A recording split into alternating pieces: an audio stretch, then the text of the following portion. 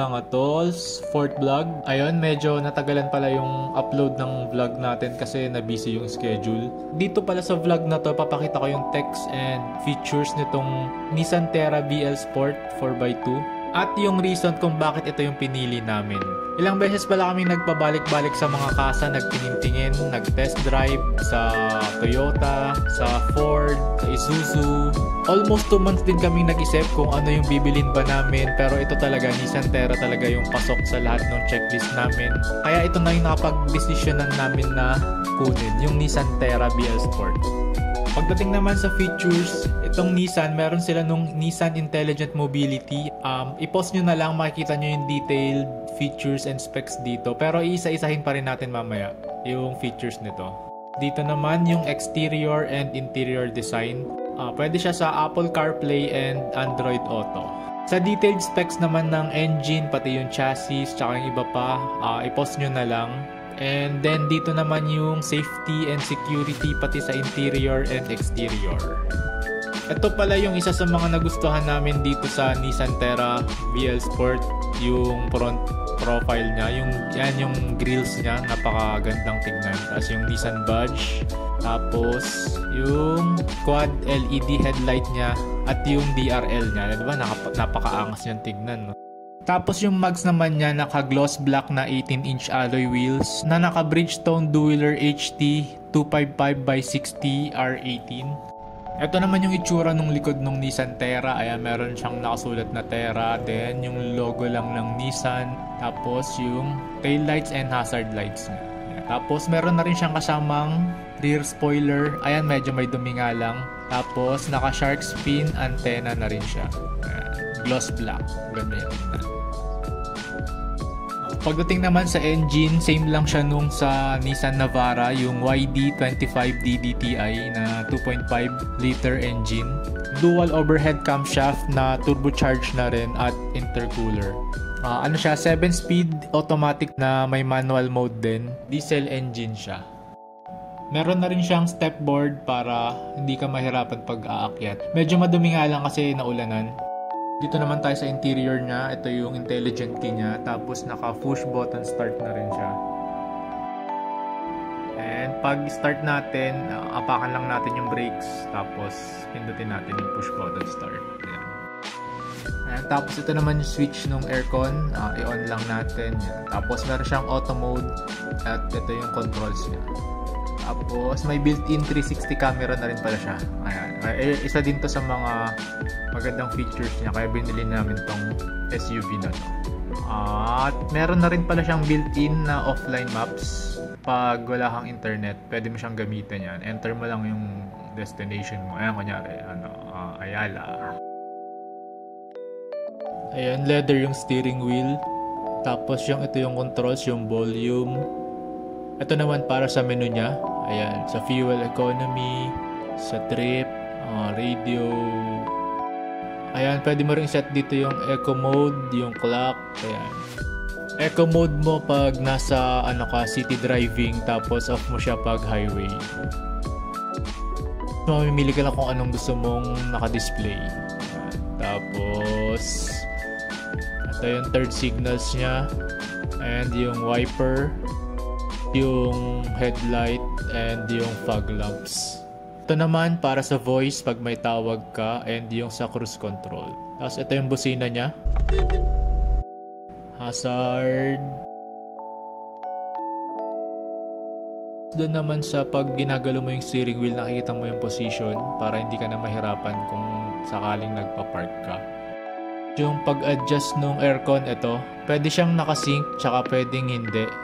Pwedeng yung kanan na side lang yung malakas, sa driver side yung hindi. Pwede mo rin siyang pagsabayin. Yan, pipindutin mo lang yung sync para pag sinet mo yung temperature, magsasabay siya.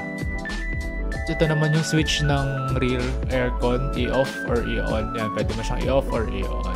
Meron din siyang wireless charging port dito. May saksakan siya ng USB Type-C tsaka yung normal na USB. Ito yung electronic handbrake niya. Tapakan mo lang yung brake, tapos yan, up and down lang. Itong dalawang function na to, ito yung automatic fold ng upuan sa gitna. Ayan, papakita na lang namin siya mamaya.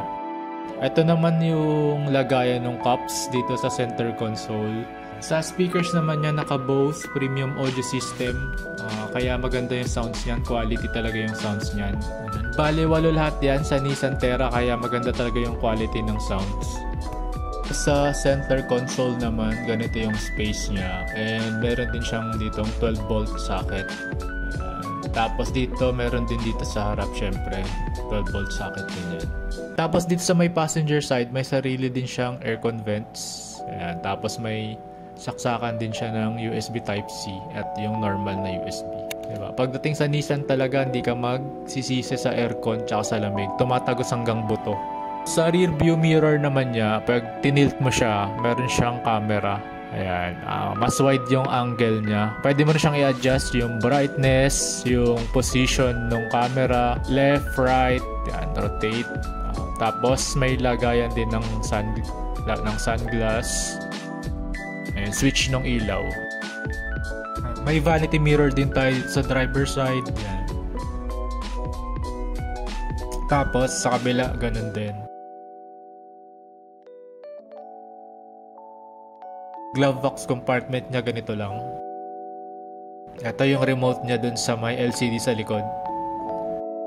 Ito, may lagayan ko kung ano, mga coins, gamit, yan, cup holders. Dito sa driver side din, ganun din, same lang. May cup holder na rin, tapos lagayan ng mga gamit. Ito yun, pag ilalak mo yung power windows and unlock and lock. Itong button naman na to, pag gusto mong i-fold yung mirrors mo, yan, automatic fold na rin siya. Ayan. Pag ibabalik mo, pindutin mo lang siya ulit. Ayan, babalik lang. Sa pag-adjust naman ng side mirrors, yan, i-tilt mo lang yung button, yan, adjust. Tapos pag sa right side, select mo lang din dun sa right. Ayan, same lang din. Ayan. Common naman, ganito naman yung pag-adjust ng mga side mirrors ngayon. Dito naman yung mga ibang controls. Pag yung pagdidim ng ilaw dito sa loob, yung sa display, ayan, lalabas yan. Nasa sayo na yan. Kasi pag gabi sobrang liwanag niya, kaya pwede mo siyang dagdagan, bawasan. Yung fuel pump, trip reset, tapos yung tunog ng parking sensors, and then yung sa may hood niya. Tapos ito yung itsura nung mga pedals niya. Medyo madumi nga lang. Manual adjust lang dito sa headrest niya.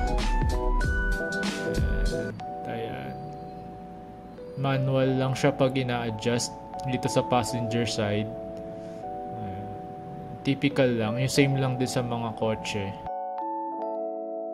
Tapos, yan. Atakin mo lang siya pag pabalik mo.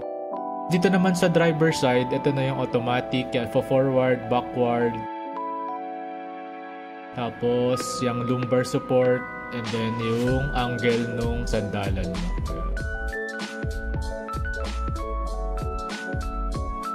Tapos ito yung itsura nun pag pinindot mo yung automatic fold sa may passenger seat sa likod. Ayan, ganyan. Ganito yung space niya dito sa likod sa passenger seats. For reference, 5'8" nga pala yung height ko, tapos ganito yung space niya. Ayan, medyo malaki pa. Meron din siyang cup holders dito sa may center. Pwede mo siyang ibaba pag may may iinumin ka, tapos babalik mo lang. Ayan, ganyan. Ito yung sa seat belts niya. Meron din siyang para sa baby seats. Ayan, dalawa yan, kabilaan. Ganito yung space niya. Okay naman. Pwede rin pala siyang manual, yung pag-fold ng seats dito sa may gitnang passenger side. Tapos sa likod naman, medyo masikip lang yung space. Kailangan mo pa ng parang booster seat kung ang height mo nasa 5'7" pataas, ganyan yung itsura mo, parang nakasiksik ka na sa likod. Tapos ito yung HDMI port niya para dun sa may screen sa gitna. Ayan, meron din siya ditong cup holders. Ito naman yung aircon vents dito sa gitna. Ayan, narorotate siyang manually. May controls din siya. Pwede mong i-adjust yan sa second row. Ayan, ito. Diba? Sobrang daming aircon vents ng Nissan. Kaya sobrang lamig sa loob. May sarili ka pang controls. Pati fan speed pwede mong kontrolin. Ayan. Pwede mo na siyang i-rotate kung saan mo gusto. May sarili din siyang cup holders. May lagayan din siya nung parang mga coins. Pati din dito sa kabilang side. Ito yun yung kanina yung pinakita ko. Meron na siyang aircon vents dito na adjust din manually. And may pockets din pala dito kung may ilalagay kayong mga magazines, kung ano-ano. Ito pala pag bubuksan mo yung LCD dito sa may gitna, ayan, ganyan lang. Di namin matest kasi wala kaming dalang cable.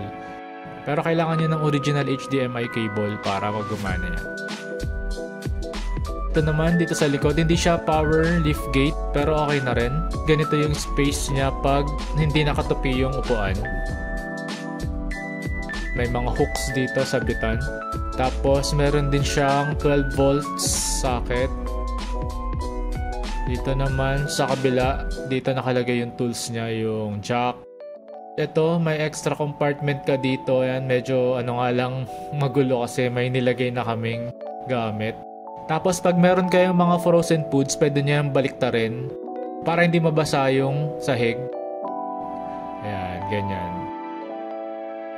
Tapos pag babalik nyo, ganito lang. Yan, flat na ulit. Pag ibababa mo pala yung sa likod, ganyan lang, hatakin mo lang to. Meron ano dito, may nahatak. Yan. Ganyan yung space niya, pantay siya. Pag nakababa yung dalawang upuan sa likod, spacious talaga siya. Kaya kung marami kayong gamit na dadalhin, kasya lahat yung mga gamit nyo. Pag ibabalik nyo, ganito lang, hatakin nyo lang siya. Napaka-simple lang. So, ayun lang. Mano-mano nga lang yung pagsarado kasi walang power lift gates. Ayun lang. Pagdating naman pala kasi sa pagpili ng sasakyan, may kanya-kanyang preference yung mga tao kung ano ba yung meron sa checklist nila. Diba? Merong gusto yung mabilis, merong gusto yung sakto lang, merong gusto yung comfort, meron gusto yung malamig yung aircon. Kanya-kanyang trip lang talaga at nakadepende pa rin talaga sa taste ng tao yan. So itong Nissan Terra kasi napagkasunduan namin na ito yung bilhin namin kasi nga lahat nung hinahanap namin sa SUV, ito yung may pinakamaraming checklist. Nasa sa inyo naman yun kung ano yung trip nyong SUV. Ito pala yung sa next vlog namin, pumunta naman kami ng South, sa Tagaytay naman yung biyahe namin. Kung yung unang long ride niya sa North, ito naman, pa South naman kami. Sana manood ulit kayo tapos mag-subscribe pala kayo sa channel namin kung di pa kayo nakapag-subscribe. Yun lang, thank you, bye-bye!